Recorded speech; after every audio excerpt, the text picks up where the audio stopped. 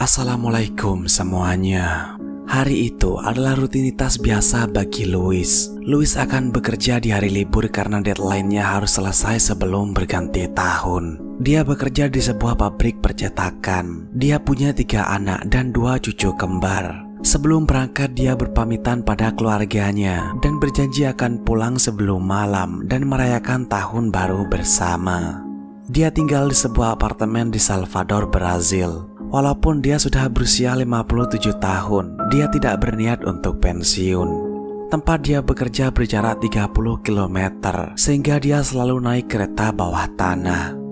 2 km dari rumah Louis, seorang pria berusia 32 tahun bernama Antonio sedang bersiap untuk pergi ke rumah pacarnya 20 km dari sana dan juga harus naik kereta. 2 orang itu berangkat pada jam yang sama, tapi yang tidak mereka ketahui adalah bahwa jadwal pemberangkatan kereta dimajukan 15 menit karena masalah ambruknya jalan tol di Salvador. Sehingga ketika 2 pria itu sampai ke stasiun bawah tanah, kereta api sudah berangkat. Louis yang harus menyelesaikan pekerjaannya memutuskan untuk menunggu kereta selanjutnya yang dijadwalkan akan tiba dan berangkat 1 jam kemudian. Tapi Antonio tidak sesabar itu. Dia pergi ke announcer dan marah-marah karena tidak memberitahu tentang perubahan jadwal. Si announcer mengatakan bahwa perubahan jadwal itu diakibatkan ambruknya jalan tol yang membuat banyak pengendara mobil memilih naik kereta. Dalam percekcokan itu kereta api tiba di stasiun, tapi kereta baru akan berangkat 30 menit lagi dan menuju Sao Paulo. Antonio yang merasa janji pertemuan dengan pacarnya terganggu memaksa announcer untuk mengubah jadwal kereta yang baru tiba ke Lauro de Freitas di mana pacarnya tinggal. Tapi permintaan Antonio itu mustahil dilakukan. Antonio lalu berdiri di ujung batas kereta seperti menghalangi kereta untuk berhenti. Tapi kereta terus melaju dan menabrak bahu kiri Antonio yang membuatnya jatuh ke geladak dan kereta melindas separuh badannya. Karena sikap Antonio, pihak kereta api tetap membiarkan korban dalam posisinya, tapi mereka masih menghubungi ambulans dan pemadam kebakaran.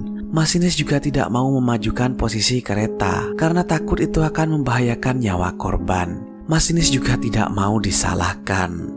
Tapi karena ambruknya jalan tol yang membuat arus terganggu, maka petugas penyelamat datang terlambat. Tapi di sana kebetulan ada Louis yang sedang menunggu kereta, sehingga dia menelpon polisi di distriknya. Louis kenal secara pribadi dengan salah satu polisi, sehingga dia menghubunginya secara pribadi. Tapi petugas polisi juga terlambat, padahal tubuh Antonio sudah hancur dalam posisi itu selama 20 menit. Sehingga Louis memvideokan keadaan Antonio yang dalam keadaan sangat menyeramkan itu dan mengirimkan videonya ke kenalannya yang polisi. Dia mengatakan untuk datang secepat mungkin, kalau perlu pakai helikopter karena nyawa Antonio sudah di ujung tanduk. Polisi lalu tiba 15 menit setelahnya, tapi saat mereka tiba Antonio sudah meninggal. Sekarang saya akan menggambarkan momen menyeramkan itu berdasarkan video aslinya. Videonya berdurasi 27 detik yang direkam di stasiun bawah tanah. Suasana sepi, hanya ada 3 orang. Si perekam yang memegang kamera, pria beruban yang sedang merekam korban, dan korban itu sendiri. Kereta juga sudah kosong. Terlihat korban berbaju hitam separuh badannya sudah dihimpit kereta.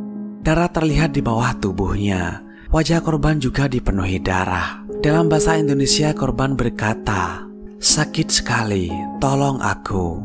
Si pria beruban menjawab, "Saya tidak bisa." Dan perekam bertanya, "Apakah kamu bisa memanggil ambulans?"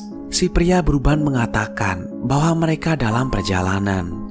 Si perekam berputar mendekat. Dia merekam bagian bawah korban. Terlihat bahwa bagian bawah itu sudah hancur.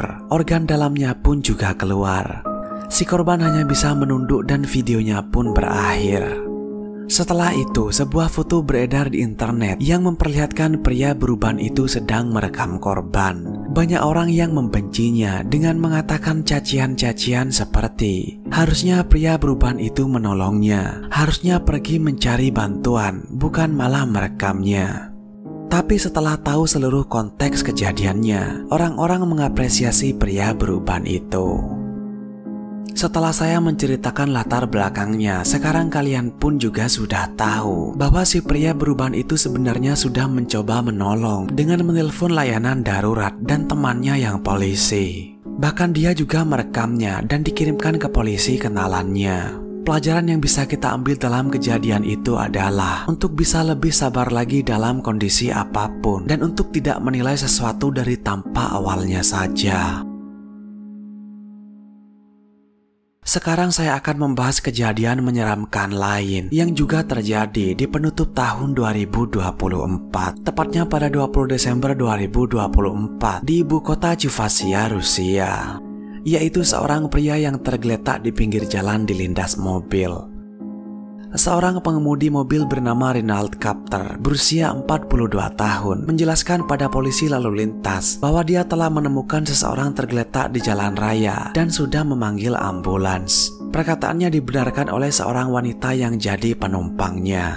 Mereka memberikan kesaksian bahwa dari kejauhan, korban telah dilemparkan dari dalam mobil dan dibiarkan begitu saja. Tapi selama pemeriksaan, dokter mendiagnosis pria yang tergeletak di jalan itu mengalami beberapa luka yang disebabkan karena lindasan mobil.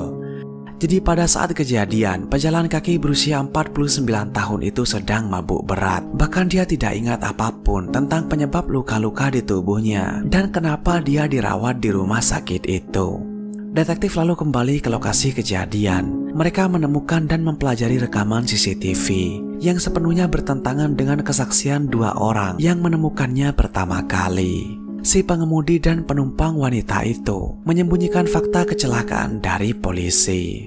Setelah dilakukan penyelidikan yang mendalam, didapatlah fakta bahwa si pengemudi dan penumpang wanita itu adalah sepasang kekasih dan mereka berdua sama-sama punya keluarga. Jadi mereka berselingkuh. Tapi perselingkuhan itu tidak ada kaitannya dengan pelindasan. Menurut pengakuan terakhir, mereka sebenarnya tidak sadar jika di depan mobil mereka ada pria yang tergeletak, sehingga mereka melajukan mobil seperti biasa dan menganggap korban sebagai gundukan salju. Sekarang saya akan menggambarkan kejadian aslinya berdasarkan rekaman CCTV. Videonya berdurasi 32 detik dan terjadi pada malam hari. Terlihat seorang pria dengan jaket hitam berjalan mundur sempoyongan seperti sedang mabuk. Setelah itu dia menyenggol mobil putih di belakangnya sedikit dan jatuh telentang. Video terpotong ke beberapa waktu kemudian di mana mobil sudah dihidupkan. Seorang pria dengan jaket hitam masuk ke dalam mobil, melajukan mobil itu dan melindas korban. Korban dilindas di bagian dada sampai badannya berputar. Setelah roda depan melindasnya, mobil berhenti dan videonya juga berakhir.